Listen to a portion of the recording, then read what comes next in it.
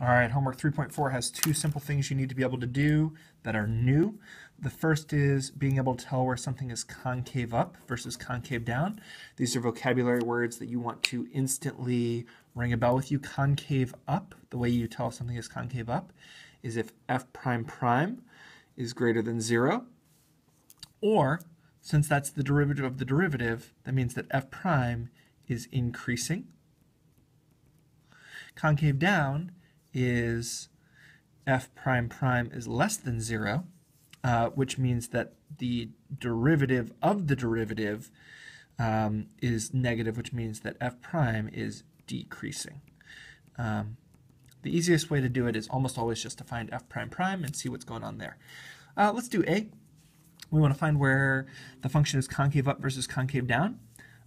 So f prime of x is going to equal 1 plus, this is a power rule, this is 4x to the negative 1. So the derivative is negative 4x to the negative 2. F prime prime of x is going to equal 0 plus 8x to the negative 3, which is 8 over x cubed. That's x cubed there, it's kind of ugly.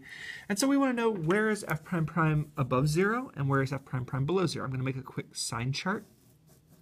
This time we're doing our sign chart between x and f prime prime. When x is 0, f prime prime is undefined. When x is less than 0, when x is negative, 8 is being divided by a negative number cubed. Negative times a negative times a negative is a negative. 8 divided by a negative is a negative. When x is greater than 0, we have 8 divided by a positive, which is positive. So, the way we write this out is we say f is concave down on the interval between negative infinity and 0 because f prime prime is less than 0 on this interval, and f is concave up on the interval between 0 and infinity because f prime prime is greater than 0 on this interval. It's also fine to say that f prime prime is positive or f prime prime is negative rather than greater than 0 or less than 0. All right. One more.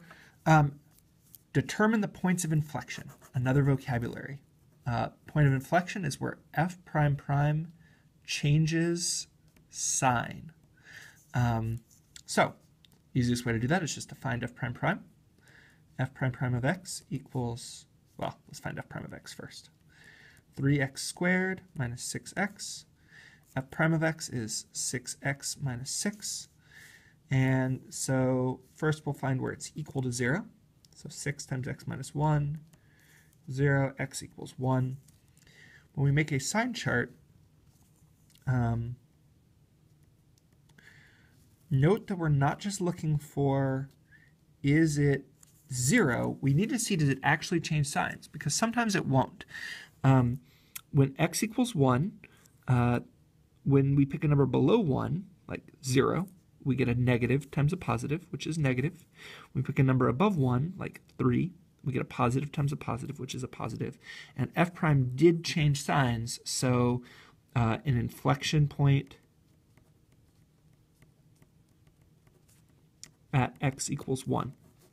One thing to look out for is just because f prime prime is 0 does not make there be an inflection point.